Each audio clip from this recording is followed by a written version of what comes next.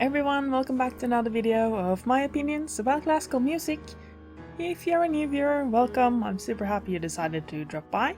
I would be super happy if you subscribed, and also if you liked the video. I would be very happy if you liked the video. If you're an old viewer, welcome back. I'm super happy you decided to come back. I hope you're gonna enjoy this video as much as you've enjoyed the other videos. If you have been around on this channel for a little while, you've probably noticed that this video is actually one day late for the upload, and that's simply because I've had too much stuff to do and I've discovered that Wednesdays are packed and I'm not really able to be present for the premieres. So I've decided to move upload dates to Thursday. So if that works out for you, that's great, and if it doesn't, let me know and I'll see if I can find a better day. So enough chit-chatting, let's go right into today's piece, and that is Bydlo from Pictures at an Exhibition. Bydlo, or cattle as it's called in English, is a picture of a carriage that's being pulled by an ox. And one of the things I like the most about this movement is that it presents this picture of the ox cart, the really heavy ox cart, quite well. For example, in this part right here, you have the tension and the release of each step that the ox takes to pull the cart forward. Let's just look at this very first bar of eighths. When it comes to tension and release in music, we often talk about consonant tones and dissonant tones.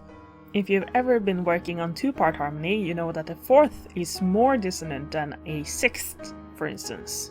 And that an octave or a fifth is the ultimate consonant interval.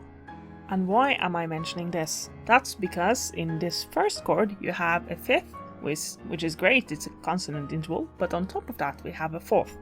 And that is followed by a third, which is also a consonant interval, and a sixth. So it sounds more, not open, because the fifth would sound more open, but it sounds more clear in our ears, which makes it less tense than the previous chord.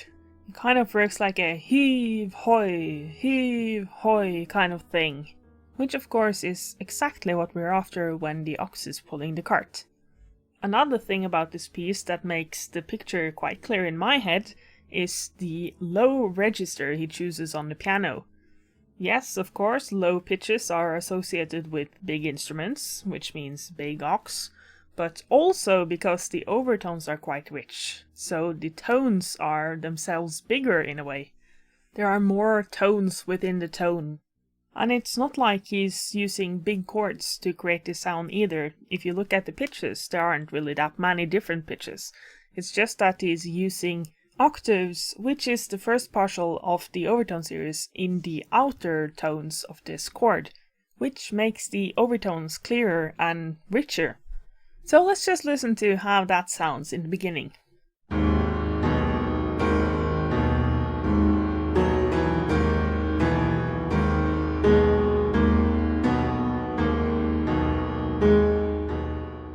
So what we also heard while listening out for the overtones is the main theme of this movement. I don't really have a bunch to say about this theme. I think it's a nice little theme and it works out well with the cart moving kind of thing happening underneath. And I think it kind of serves as the voice of the ox. The ox is kind of telling its story about his life of hard work. So let's listen to the whole theme with the development and everything up until the second part, and then I'll talk a bit about the second part after.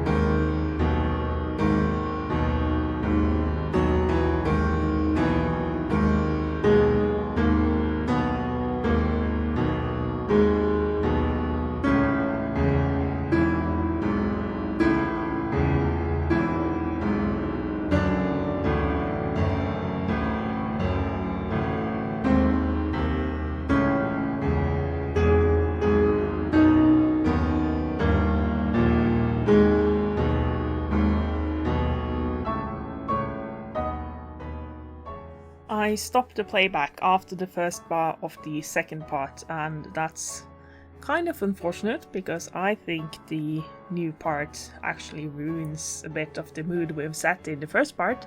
But I'm going to give you a theory for why I think he changes into this higher pitch. And my theory for this is the Doppler effect, really. If we look at the whole piece, the piece goes from the lower pitch into the higher pitch and then over to the low pitch again. And I think that's meant to symbolize the ox cart passing the listener. So basically what's happening in the piece right as we get into the second part is that the cart is right in front of the listener. I must say that the transition into the last part is much more appealing to me than the transition into the second part. So I'm just going to skip over the entire second part and go right into the transition to the last part. Let's just listen to it first.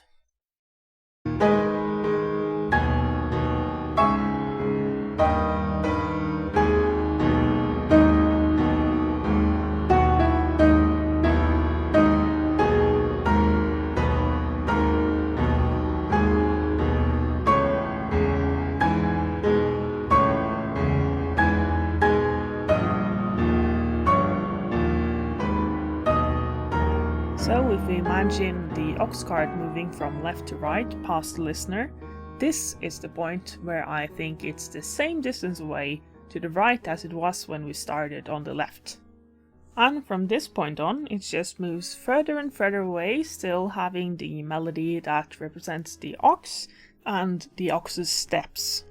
But of course, as the cart travels further and further away, we hear less and less of the steps as well, which Mussorgsky does really well by taking away some details for each bar.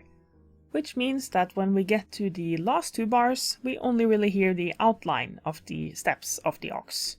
In addition to the details fading away as the ox cart moves away, the performer is instructed by the composer to play these last few bars perdendosi, which means dying away in Italian.